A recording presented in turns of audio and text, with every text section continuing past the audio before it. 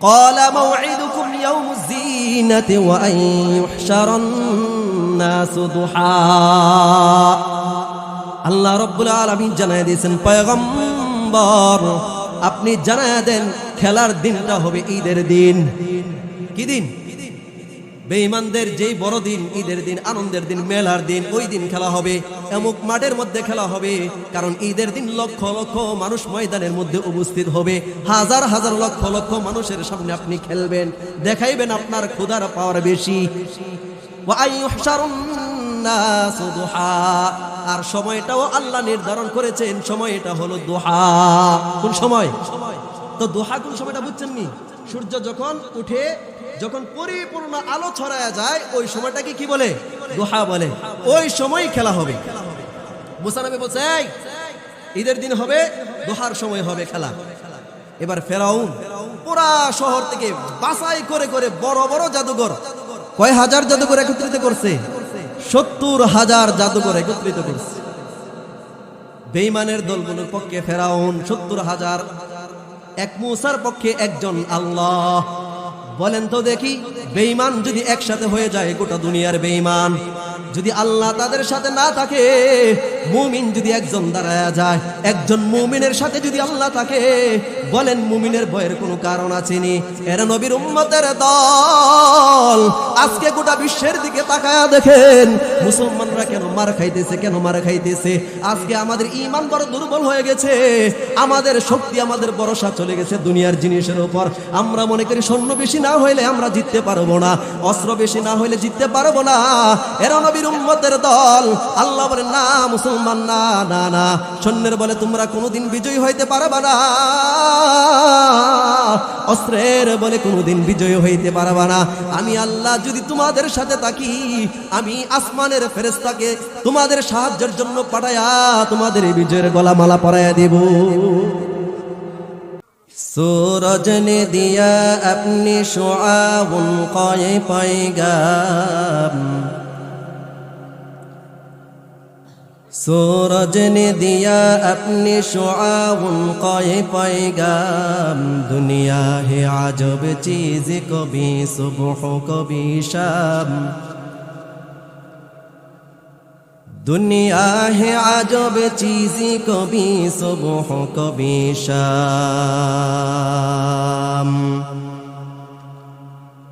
दुनिया में हो दुनिया का तलबगार नहीं हो, बाजार से गुजर हो खरीदार नहीं हो,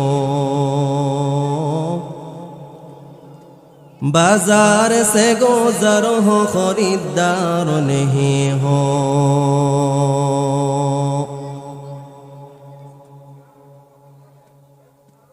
तकबीर में कलमा में नमाजों में अज़ा में, तकबीर में कलमा में नमाजों में अज़ा में, ऐ नाम इलाही से मिला नाम मुहम्मद, ऐ नाम इलाही से मिला नाम मुहम्मद। কোথা হতে আগমন, কোথায় যেতে হবে রে, কে আনিল কি কারণে জানা নাই তার ভবেতে। নদীর এপার ভাঙ্গে ওপার ঘরে, এই তো নদীর খেলা। সকাল বেলার ধনী রে তুই ফকির সন্ধ্যা বেলা। নদী পথে নৌকা চালাও ওহে মাঝি ভাই, বেলা ডুবার আগে আমি ওপার উড়তে চাই। ডুবে গেলে বেলা রে আর উঠে না, ভেঙ্গে গেলে মেলারে আর জমে না। সুবহানাকা লা ইলমা লানা ইল্লা মা আল্লামতানা ইন্নাকা আনতাল আলিমুল হাকীম। সকলে মুহাব্বতে দিল খুলে আল্লাহ তাআলার জিকির করুন। লা ইলাহা ইল্লাল্লাহ, লা ইলাহা ইল্লাল্লাহ, লা ইলাহা ইল্লাল্লাহ, লা ইলাহা ইল্লাল্লাহ। জোরে ইল্লাল্লাহ, লা ইলাহা ইল্লাল্লাহ। নাই কোনো মাবুদ আল্লাহ ছাড়া, নাই কোনো মাবুদ আল্লাহ ছাড়া, লা ইলাহা ইল্লাল্লাহ, লা ইলাহা ইল্লাল্লাহ, লা ইলাহা ইল্লাল্লাহ, লা ইলাহা ইল্লাল্লাহ, লা ইলাহা ইল্লাল্লাহ, লা ইলাহা ইল্লাল্লাহ, ইল্লাল্লাহ, লা ইলাহা ইল্লাল্লাহ মুহাম্মাদুর রাসূলুল্লাহ সাল্লাল্লাহু আলাইহি ওয়াসাল্লাম। আলহামদুলিল্লাহ, মহান আল্লাহ রাব্বুল আলামিনের দরবারে শুকরিয়া আদায় করছি, যিনি আজকের এই রসুল্লাবাদ পূর্বপাড়া যুব সমাজের উদ্যোগে আয়োজিত আজকের এই ওয়াজ ও দোয়ার মাহফিলে আমাদের সকলকে একত্রিত হওয়ার তৌফিক দান করেছেন। সকলেই রব্বুল আলামিনের দরবারে শুকরিয়া আদায় করি, সকলেই বলি আলহামদুলিল্লাহ। মুহতারাম হাজিরিন, আজকের এই মজলিসটার এত দাম, এখানে বসলেই গুনাহ মাফ হয়। সুবহানাল্লাহ। আল্লাহ তাআলা এমন এমন কিছু জায়গাগুলো রাখছেন, যে জায়গাগুলোতে যদি বান্দা ইখলাসের সাথে খাঁটি নিয়তে বসতে পারে, আল্লাহ তাআলা ওই বসার উসিলায় তার অতীতের গুনাহগুলো মাফ করে দেন। তো আল্লাহ তাআলা এমন এমন অফারগুলো আমাদের জন্য রাখছেন। কেন রাখছেন? আল্লাহর বড় মায়া লাগে আমাদের জন্য। আল্লাহ চান, বান্দা তোকে তো আমি বানাইছি জান্নাতের জন্য, তোকে জাহান্নামের আগুনে জ্বালানোর জন্য আমি বানাইনি। এরপরও দুনিয়াতে যদি কোনো গুনার কাজ করে ফেলো বান্দা, আমি তোমার জন্য এমন এমন কিছু জায়গা রাখছি, এমন এমন কিছু জিনিস রাখছি, তুমি যদি সেগুলো গ্রহণ করতে পারো আর আমার কাছে একটু রোনা জারি করতে পারো, তোমার গুনাহগুলো আমি মাফ করে দিই। আল্লাহ এত ভালোবাসেন, এত মায়া করেন। যুবক ভাইয়েরা অত্যন্ত পরিশ্রম করে মাহফিলটা প্রতি বছর করেন। একটা প্রোগ্রাম করা যে কত কঠিন, যারা করে তারা বুঝে। আমরা দিল থেকে তাদের জন্য দোয়া করি, আল্লাহ তাআলা যেন এই যুবক ভাইদেরকে দ্বীনের জন্য কবুল করেন, ইসলামের জন্য কবুল করেন। সকলে বলেন আমিন। মুহতারাম হাজিরিন, অল্প সময় কিছু কথা হবে। আমাকে আজকে যেই বিষয়টা দিয়েছে মাহফিল কমিটির পক্ষ থেকে, সূরাতুদ দুহার তাফসীর। এই সূরাটা আমরা অনেকেই পারি, নামাজে আমরা তেলাওয়াত করে থাকি। সূরা দুহার পুরা তাফসীর শেষ করা সম্ভব নয় অল্প সময়ে।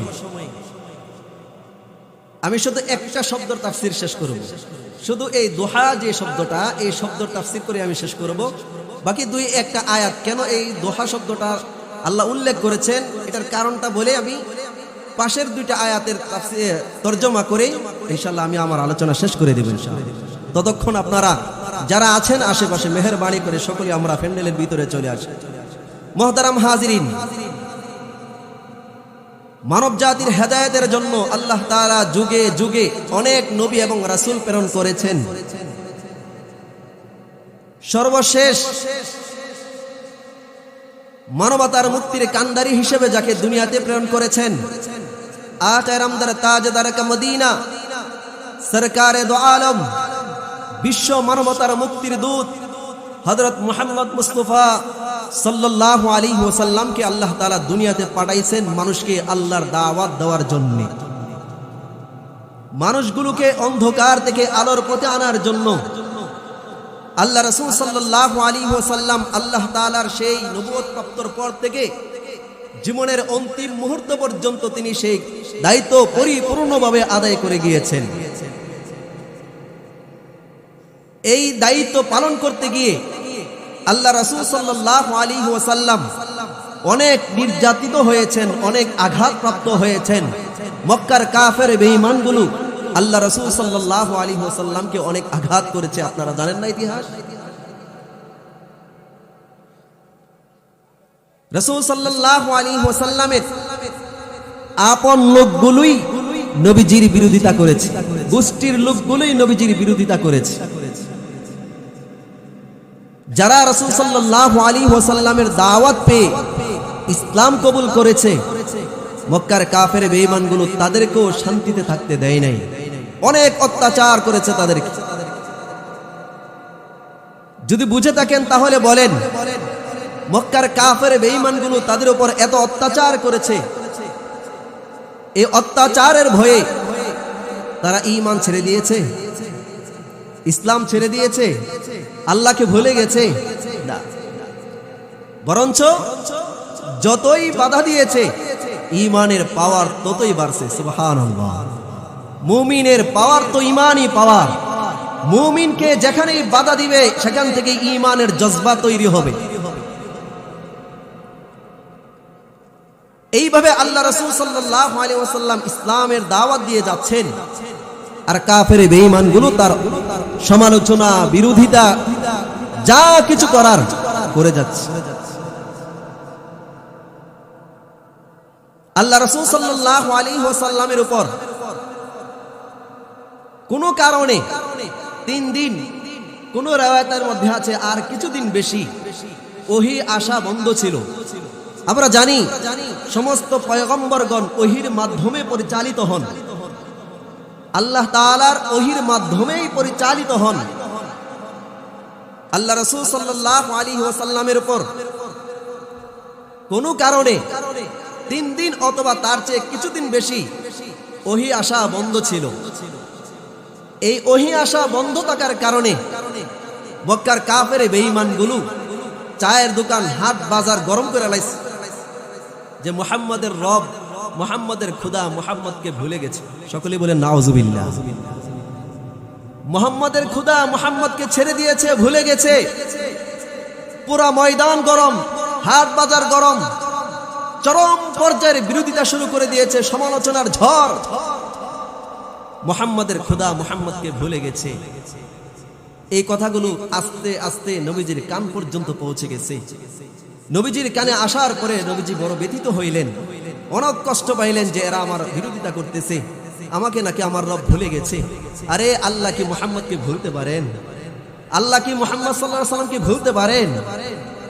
মুহাম্মদ সাল্লাল্লাহু আলাইহি ওয়াসাল্লাম এমন এক ফুল যার সুরভিত গোটা বিশ্ব সুভাষিত হয়ে গেছেন। মুহাম্মদ সাল্লাল্লাহু আলাইহি ওয়াসাল্লাম দুনিয়াতে পা রাখছেন তো নাপাক দুনিয়া পবিত্র হয়ে গেছেন। এমন এক ফুল, যে ফুল যুগ যুগান্তরে খুশবু ছড়ায়, যে ফুল যুগ যুগান্তরে খুশবু ছড়ায়, এঁকেছি সে ফুল মোরা, এঁকেছি সে ফুল মোরা মনেরি কাবা,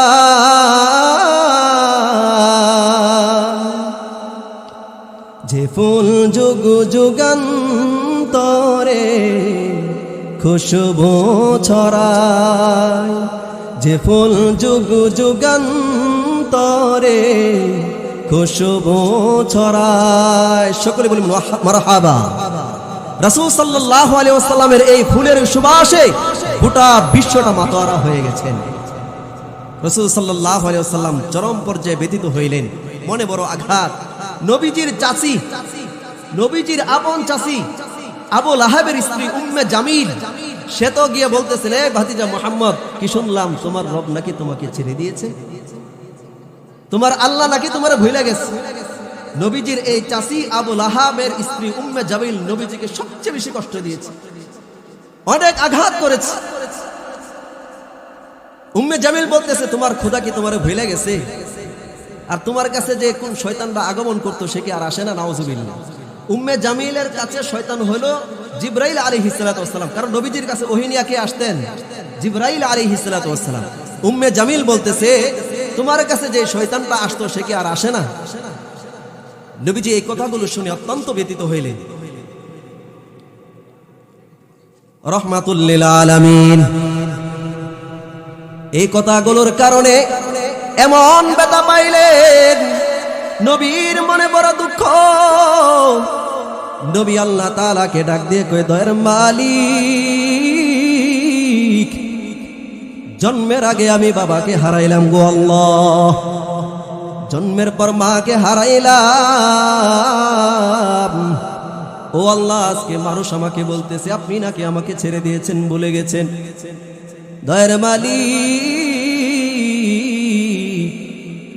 আমাকে সান্ত্বনা যদি আমার বাবা থাকতো দিত, আজকে যদি আমার মা থাকতো, আমার মা আমাকে সান্ত্বনা দিত। ও দয়ার মালিক, আপনি আমার রব, আপনি আমার সব, আপনি আমাকে একটা সান্ত্বনার বাণী শোনায় দেন। এরা নবীর উম্মতের দল, নবীকে কোনো বেঈমান কষ্ট দিবে আল্লাহ এটা কোনো বরদাস্ত করেন না।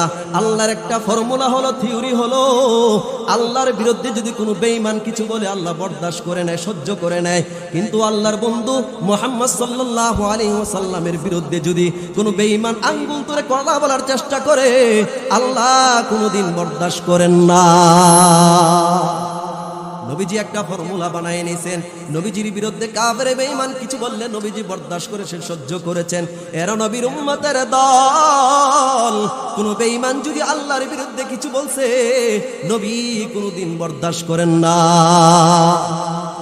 নবীজির মনটা বড় ব্যথিত হইলেন, বেঈমানগুলো নবীজির সমালোচনা করতেছে, আল্লাহ নাকি ভুলে গেছে, আল্লাহ নাকি ছেড়ে দিয়েছেন, বাদ দিয়েছেন। আল্লাহ রাব্বুল আলামিন ডাক দিয়ে কই, জিবরাইল, ও জিবরাইল আপনি কই কই? আমার বেঈমানগুলো আমার বন্ধুকে বড় কষ্ট দিতেছে, সমালোচনা করতেছেন। জান জান জান সূরা দুহা আমার বন্ধুকে শোনায় দেন। আল্লাহ রাব্বুল আলামিন ওই মুহূর্তে বিশ্বনবী হযরত মুহাম্মদ মুস্তাফা সাল্লাল্লাহু আলাইহি ওয়াসাল্লামের উপর সূরাতুদ দুহা নাজিল করে নবীজিকে সান্ত্বনা দিলেন। আল্লাহ বলেন, ওয়াদ-দুহা ওয়াল-লাইলি ইযা সাজা মা ওয়াদ্দাআকা রাব্বুকা ওয়া মা ক্বালা। আল্লাহ রাব্বুল আলামিন এই সূরাটার শুরুতে দুইটা জিনিসের কসম খাইছেন। কথাগুলো ভালো করে খেয়াল করে বুঝবেন, শুনবেন না হয়তো কিন্তু বুঝবেন না। আল্লাহ রাব্বুল আলামিন সূরার শুরুতে দুইটা জিনিসের কসম খেয়েছেন। এক নাম্বার কসম খেয়েছেন ওয়াদ-দুহা, দুহার কসম, দুহার কসম খেয়েছেন। আচ্ছা বলেন তো দেখে, কসম কেন খায় মানুষ? কথা বলতে গিয়ে কেন কসম খায়? কসম কাটার উদ্দেশ্য হলো, কসম খাওয়ার পরে, কসম কাটার পরে যেই কথাগুলো বলা হয় ওই কথাগুলোর গুরুত্ব বোঝানোর জন্য কসম কাটে। আল্লাহ রাব্বুল আলামিন দুনিয়াবাসীকে জানাই দিয়েছেন, ও দুনিয়াবাসী, আমি আল্লাহ সূরা দুহা নাজিল করলাম। সূরাতুদ দুহার দুহা শব্দ দিয়ে আমি এক নম্বরের কসম খাইলাম। কেন কসম খাইলাম? আমি যেই কথাগুলো বলবো আমার কথার মধ্যে মিথ্যার কোনো রেশ থাকবে না, সন্দেহ কোনো অবকাশ থাকবে না রে মুমিন। আল্লাহ এই জন্যই প্রথমে দুইটা জিনিসের কসম খাইছেন। কয়টা জিনিসের? দুইটা জিনিসের কসম খেয়েছেন। এক নম্বর দুহা, দুহার কসম। এবার আসেন দুহা কাকে বলে? দুহার কসম খাইছেন, দুহা কাকে বলে? সকালবেলা সূর্য ওঠেনি, কোন দিকে ওঠে? যখন সূর্যটা ওঠে, খেয়াল করবেন কিন্তু, যখন সূর্যটা ওঠে গোল থাকে না, গোল আকার থাকে, কালারটা কি থাকে, লাল টকটকা। ওই সময় সূর্যের দিকে তাকানো যায় কিনা? তাকানো যায়। যখন সূর্যটা উঠে তখন লাল থাকে, গোলাকার, তখন এটার দিকে তাকানো সম্ভব, তাকানো যায়।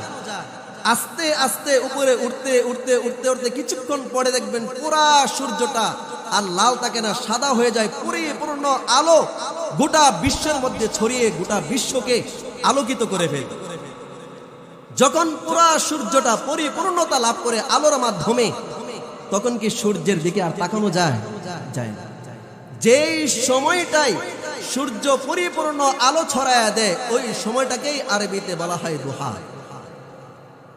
তাহলে যেই সময় সূর্য পরিপূর্ণ লাভ করে, আলোকিত হয়ে যায়, ওই সময়টাকে কি বলে? দুহা বলে। তাহলে আল্লাহ তাআলা সূর্য ওঠার সময়ের কসম খান নাই। সূর্য যখন পরিপূর্ণ আলো লাভ করে, পরিপূর্ণতা লাভ করে, ওই সময়ের কসম খেয়েছেন। কেন? ওটার কসম কেন খান নাই? পরবর্তীর কসম কেন খেয়েছেন? খেয়াল করবেন, সূর্যের একটা বিরোধী আছে, সূর্যের একদল বিরোধী আছে, সে চায় না সূর্যটা উঠুক। বলতে পারেননি সূর্যের বিরোধী কে? কলা বাদুর।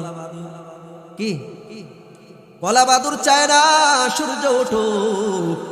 কলা বাদুর চায় সব সময় অন্ধকার থাকুক, কারণ অন্ধকার থাকলে চুরি করে কলা খাইতে পারবো। এজন্য এই কলা বাদুর চামচিকা, সে চায় না সূর্যটা উঠুক। কারণ যারা চুরি করার স্বভাব আছে, এরা কি আলো পছন্দ করে নাকি অন্ধকার? যাদের দিলের মধ্যে ঈমান পাকাপোক্ত থাকে, তারা কখনো অন্ধকার পছন্দ করে না, তারা চায় আলোর পথ, আলোর পথ।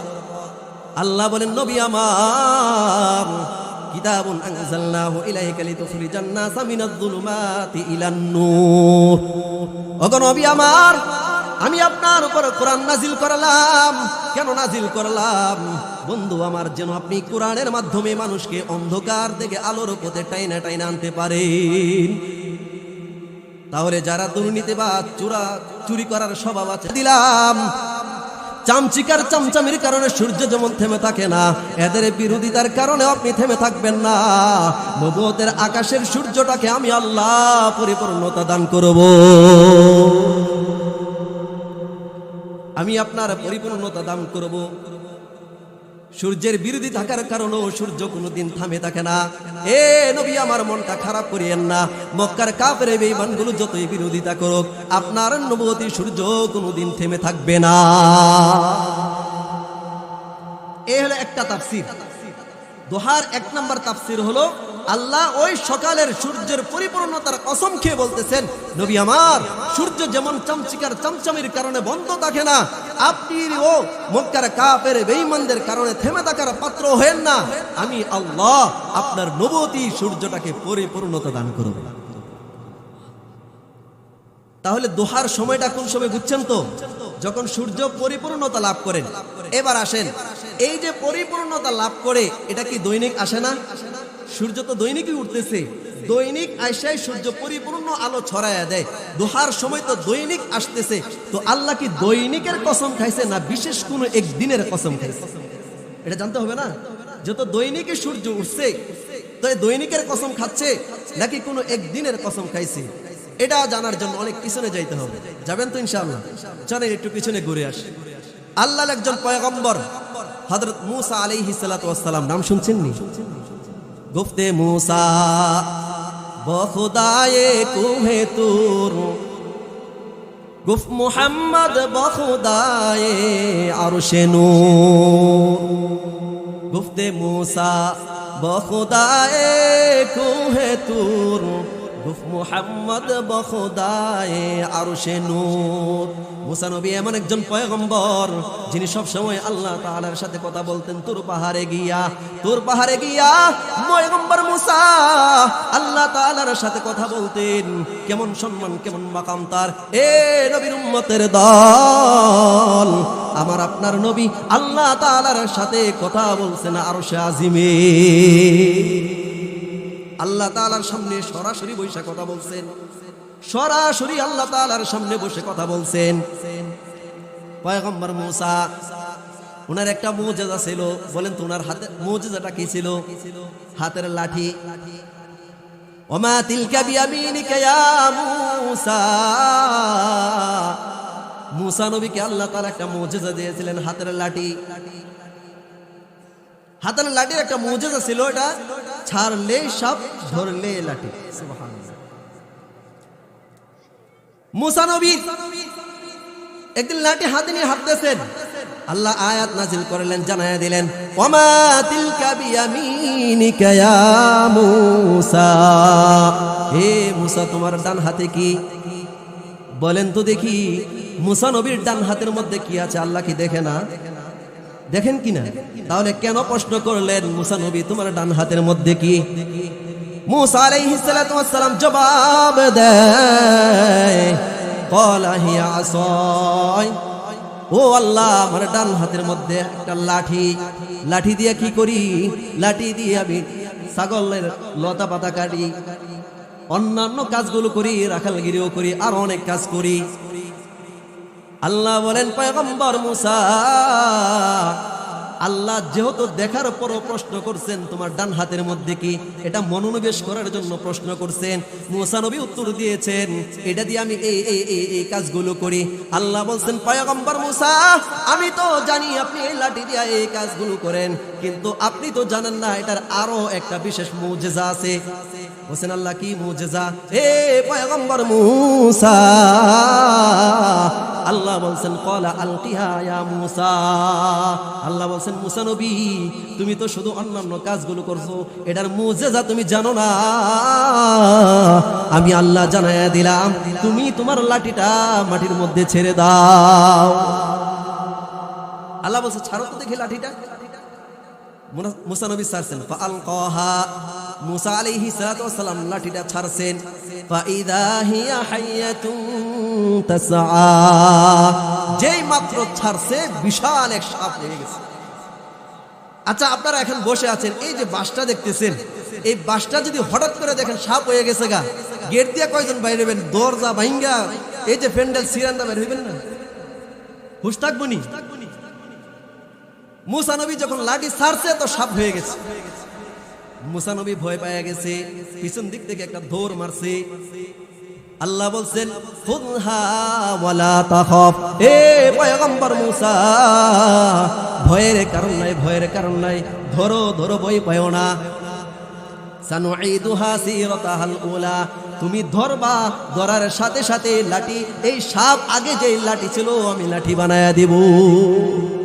এবার যখন সাপ হয়ে গেছে, মূসা নবী ধরছে, লাঠি হয়ে গেছে। তো এই লাঠির একটা মুজিজা হলো, এটাকে ছাড়লে সাপ, ধরলে কি হয়? লাঠি হয়ে যায়। ফেরাউন চিন্তা করলো, মূসা নবীর হেডাম তো হইল লাঠিটা, তো মূসা নবীর লাঠিটা যদি কোনোদিন দখল করে লাইতে পারি, মূসা নবীর হেডাম শেষ। কোনো একদিন যদি আমি দখল করে লাইতে পারি, মূসা নবীর হেডাম শেষ হয়ে যাবে। একদিন মূসা আলাইহিস সালাতু ওয়াস সালাম লাঠিটার সামনে রাইখা উনি বিশ্রাম নিচ্ছেন, ঘুমাচ্ছেন, ফেরাউন দেখে ফেলছে। ফেরাউন চিন্তা করলো, এই তো সুযোগ, আজকে লাঠি দখল করবো, মূসা নবীর সব হেডাম, সব পাওয়ার শেষ হয়ে যাবে। ভয়ে ভয়ে সাহসে সাহসে সামনে যাচ্ছে, সাহসও আছে আবার ভয়ও আছে। সামনে চলে গেছে, যখন লাঠিটা ধরতে যাবে রে মুসলমান, এমন সাপ হইয়া ফুস করছে, ফেরাউন এমন ভয় পায়া দৌড় দিছে, 40 দিন পাতলা পায়খানা হইছে। বেচারার জীবনও ঠান্ডা কাশি লাগে না, এক ভয়ে 40 দিন বাথরুমের সাথে আত্মীয়তা করে ফেলছে। তো মূসা আলাইহিস সালাতু ওয়াস সালামের এই লাঠি ছিল মুজিজা। ফেরাউন বলছে, মাশাআল্লাহ। মূসা আলাইহিস সালাতু ওয়াস সালামের এই মুজিজা দেখার পর ফেরাউন চিন্তা করলো, মূসা নবীও জাদু শিখে ফেলছে। নাউজুবিল্লাহ বলেন। পয়গম্বররা কি জাদুকর? আল্লাহ তাআলা তাদেরকে এক অন্যান্য শক্তি দিয়েছেন, তাদেরকে মুজিজা দিয়েছেন। ফেরাউন চিন্তা করলো, মূসাও তাইলে জাদুকর হয়ে গেছে। ফেরাউন বলছে, দেখামু খেলা একটা। ফেরাউন শহরের বড় বড় জাদুঘরগুলোকে একত্রিত করেছে, ফেরাউনের সাথে মূসা নবীর বিরোধিতা করবে, মূসা নবীকে দেখাইবে। ফেরাউন শহরের বড় বড় জাদুঘর গুলো জমাইতে জমাইতে 70,000 জাদুঘর জমাইছে মুসা নবীর বিরুদ্ধে লাগাইবে।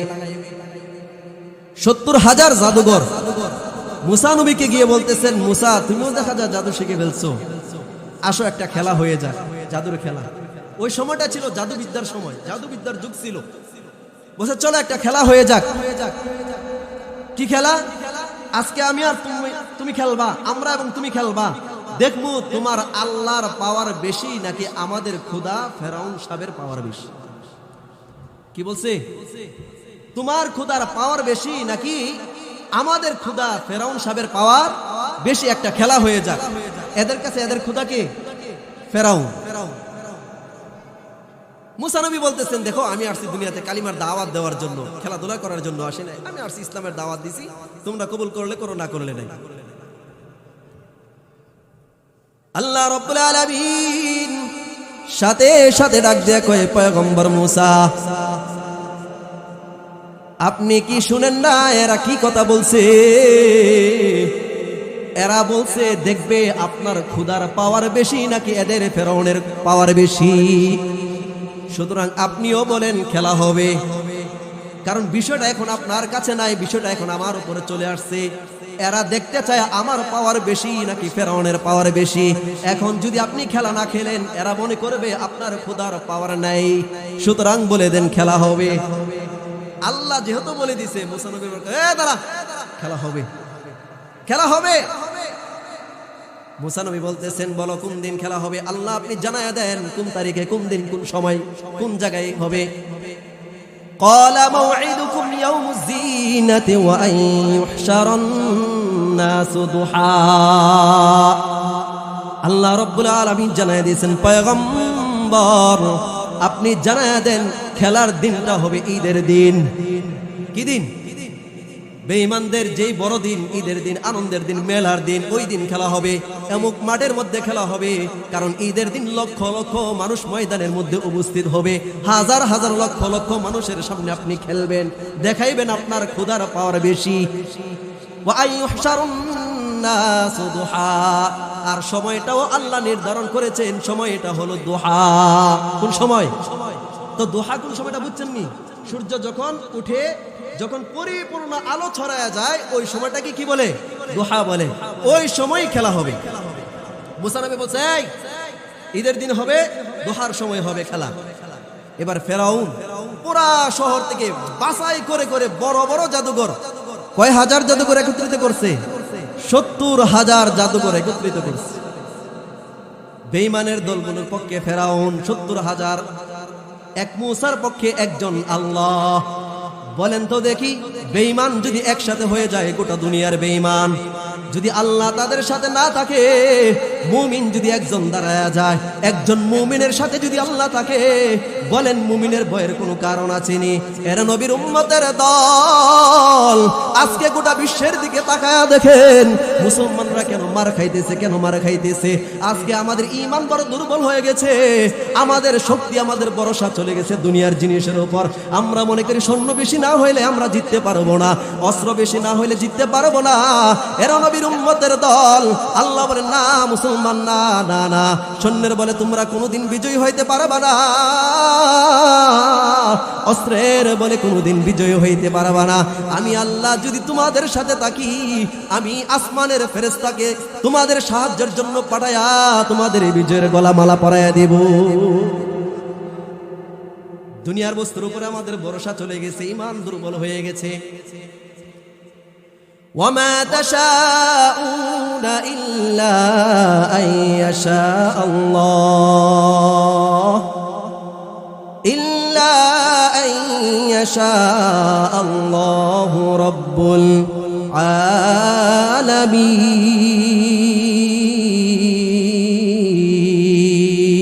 العالمين। আল্লাহ বলেন, হে দুনিয়ার বেঈমানের দল, 70,000 জাদুঘরের পক্ষে ফেরাউন, আমার পয়গম্বর মুসার সাথে আমি আল্লাহ একা আছি। সুতরাং আমি যেটা চাবো সেটাই হবে, তোরা যেটা চাইবি সেটা কোনোদিন হবে না, কোনোদিন হবে না। 70,000 জাদুঘর একত্রিত হয়েছে, সবার হাতে 2টা করে রশি। কয়টা করে রশি?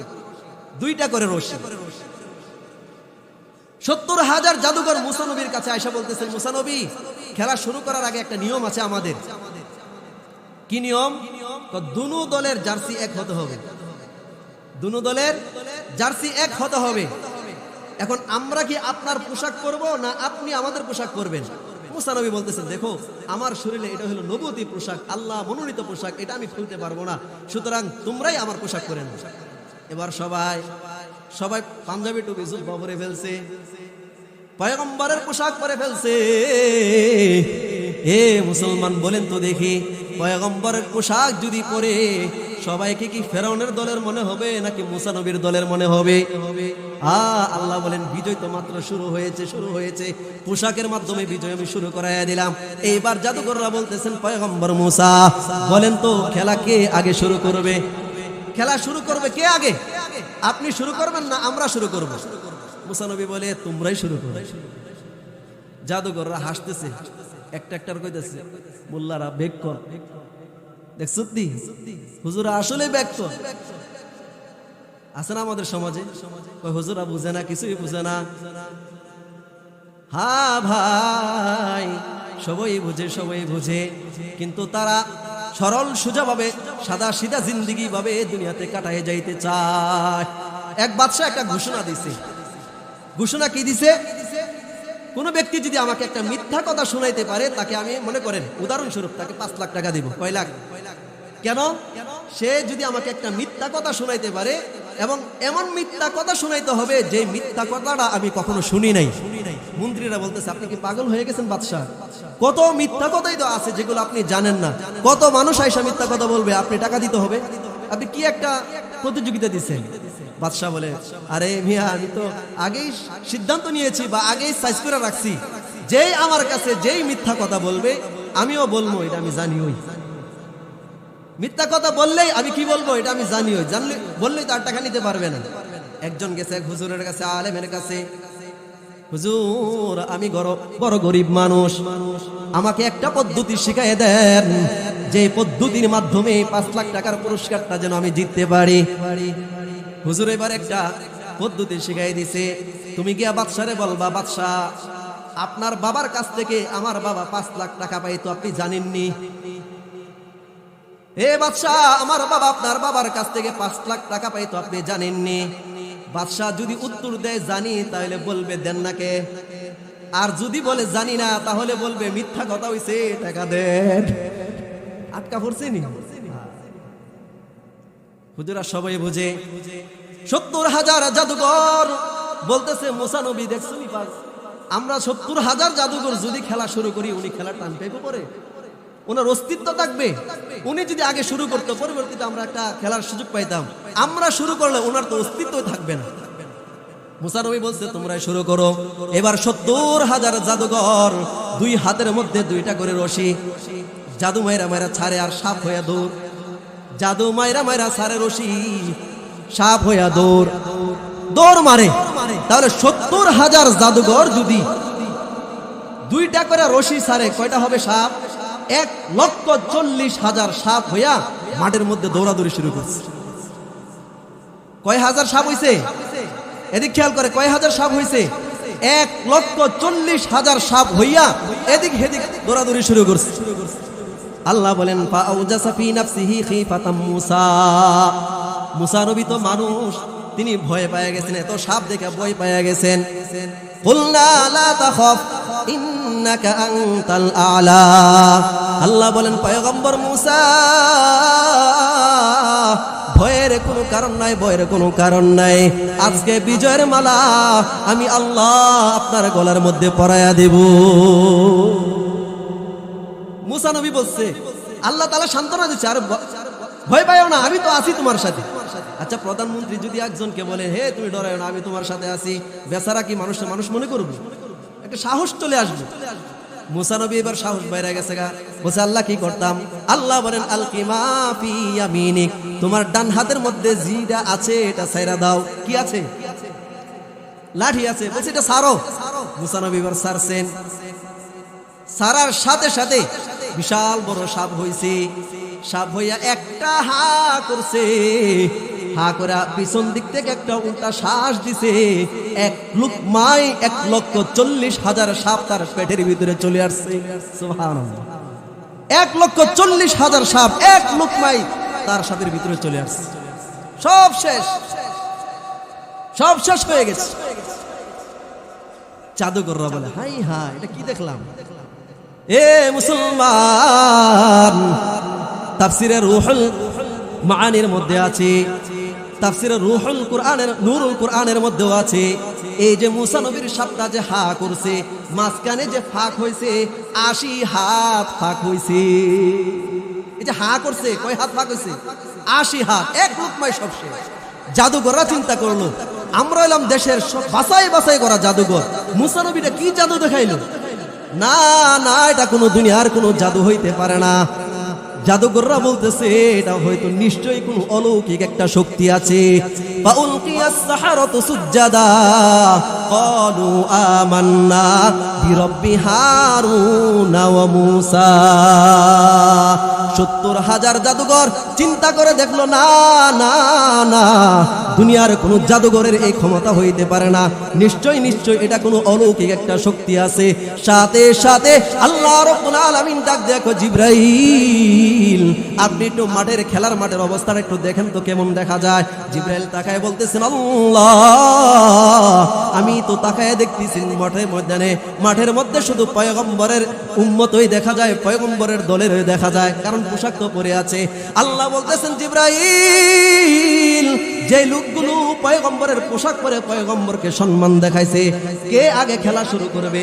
মতামত নিয়ে আমার পয়গম্বরকে এক পর্যায়ের সম্মান দেখাইছে। জিবরাইল আমি আল্লাহকে সিদ্ধান্ত নিয়ে নিলাম, যে মানুষগুলো পয়গম্বরের পোশাক একবার গায়ে জড়াইছে, এই মানুষগুলোকে আমি বেঈমান ছাড়বো না, এদের জন্য আমি আজকে হেদায়েতের ফয়সালা করে দিলাম, আমি হেদায়েতের ফয়সালা করে দিলাম।